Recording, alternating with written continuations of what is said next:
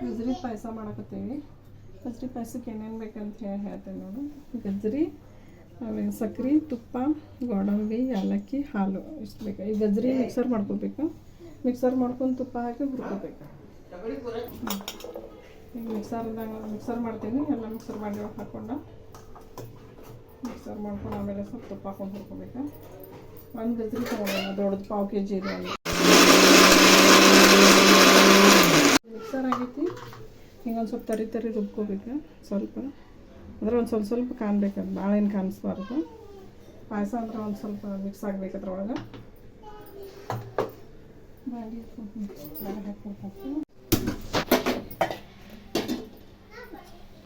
ಈಗ ತುಪ್ಪ ಹಾಕೋತೀನಿ. ತುಪ್ಪ ಹಾಕ್ಕೊಂಡು ಒಂದು ಸ್ವಲ್ಪ ಹುರ್ಕೋಬೇಕಲ್ಲ.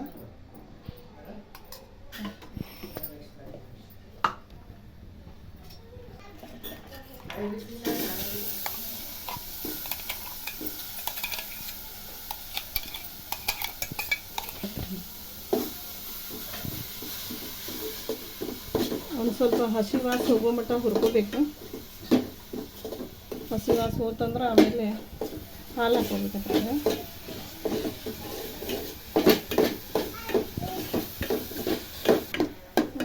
ಇದು ಹುರ್ಕೊಂಡಾಗಿದ್ರೊಳಗೆ ಆಮೇಲೆ ಇದು ಕಲರ್ ಚೇಂಜ್ ಆಗೈತೆ ಸ್ವಲ್ಪ. ಇದಕ್ಕೆ ಅರ್ಧ ಲೀಟ್ರ್ ಹಾಲು ಹಾಕ್ತೇವೆ.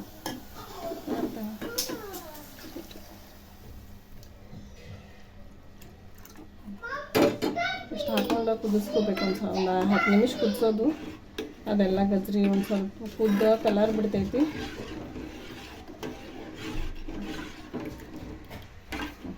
ಸ್ವಲ್ಪ ದಟ್ಟ ಹಾಕೈತಿದೆ. ಅರ್ಧ ಲೀಟ್ರ್ ಹಾಲು ಹಾಕ್ಕೊಂಡೆ ನಾನು.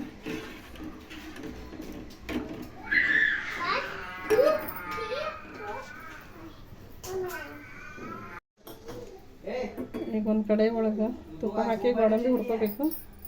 ಅದನ್ನ ಅದ್ರೊಳಗೆ ಹಾಕಬೇಕು. ಹುರಿದಾದ್ಮ್ಯಾಗ ನಿಮ್ಗೆ ಎಷ್ಟು ಬೇಕು ಅಷ್ಟು ತುಪ್ಪ ಹಾಕೋದು. ಜಾಸ್ತಿ ತುಪ್ಪ ಏನು ಹತ್ತಂಗಿಲ್ಲ.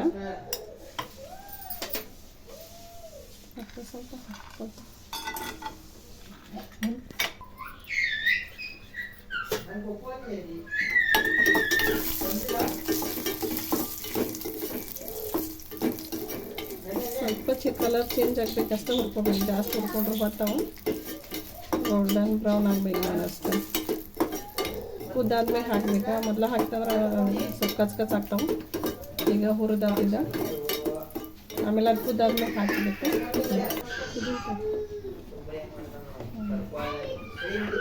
ಈಗ ಕುದಿದಂತ ಚೆನ್ನಾಗಿ ಕುದಿ ಬಂತಿದ್ದ. ಈಗ ಕುದಿಯಾಕತ್ತಿದ್ದ. ಒಂದು 2 ನಿಮಿಷ ಕುದೀಲಿ.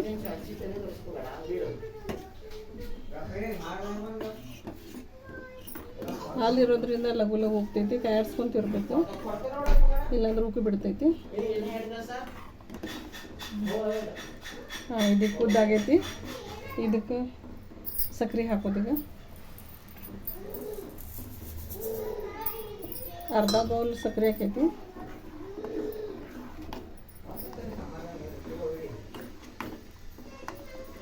ಆಮೇಲೆ ಏಲಕ್ಕಿ ಹಾಕೋದು. 2 ಏಲಕ್ಕಿ ಹಾಕೈತಿ.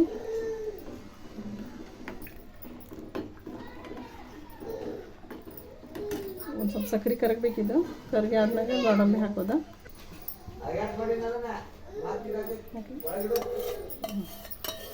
ಈಗ ಡ್ರೈ ಫ್ರೂಟ್ಸ್ ಹುರಿದಿಟ್ಟಿದ್ದಿಲ್ಲ ಅವ್ನು ಹಾಕೋದು.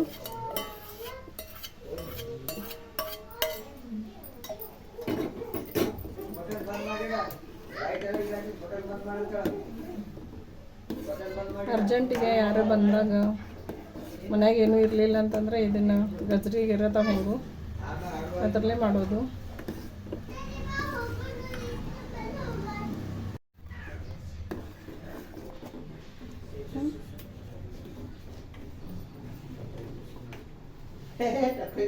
ಇದು ಕುದ್ದಾಗೈತಿ. ಈಗ ಒಂದು ಬೌಲ್ನಾಗ ತಗೊಳ್ಳೋದು.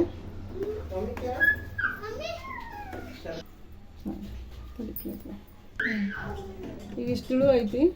ಆರಿದಿಂದ ಒಂದು ಸ್ವಲ್ಪ ಗಟ್ಟಿ ಆಗ್ತೈತಿ. ಆವಾಗ ಸ್ಪೂನ್ಲೆ ತಿನ್ನೋಕೆ ನಡೀತೈತಿ. ಈಗ ಒಂದು ಸ್ವಲ್ಪ ತಿಳುವ ಐತಿದ.